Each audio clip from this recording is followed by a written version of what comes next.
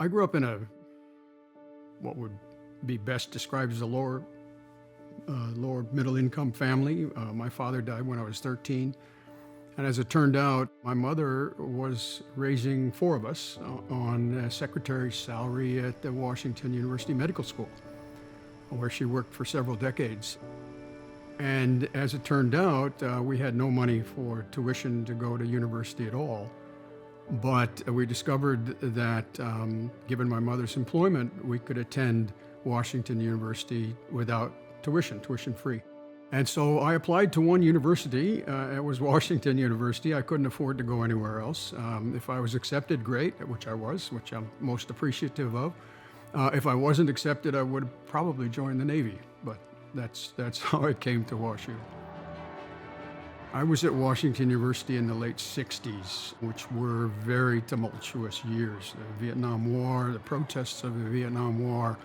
There were race riots in Los Angeles and a number of other cities, and tumultuous political campaigns and so on. And I became quite interested in the racial issues that were prominent in the day, and I decided I'd study anthropology, and through anthropology try to understand the human biology, human evolution, paleontology, that sort of thing.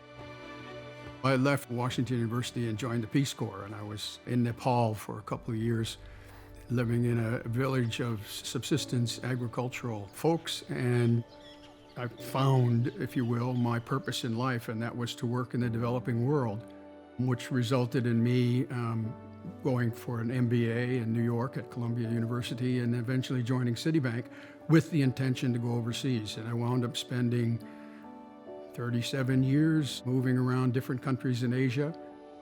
Learning experience at Washington University spurred that. In particular, the anthropology courses I was required to take to receive the major in anthropology included linguistics course. It included cultural anthropology courses. There are some very fundamentally important institutions in St. Louis, and Washington University is the pinnacle of those institutions. It is a very special place, but it's also, I must emphasize, a truly international university. And that's fundamentally important. I continue to emphasize that in St. Louis, for St. Louis is important, but it's not either or, St. Louis or international. It's both and we have to continue to pursue international opportunities and international connections and plenty of international students to maintain the diversity of the student body and the faculty and administrators. If I thank anyone in my life, it has to be the women in my life. It starts with my mother, who, as I said, toiled for decades as a secretary at relatively meager salary at Washington University, but the fact that she was an employee enabled me to attend tuition free. Can't forget my late wife, Selena, who taught me more, I think, than she ever knew. Third, of course, is my current wife, Paulina. Wonderful, loving partner, and we are thoroughly enjoying our retirement together.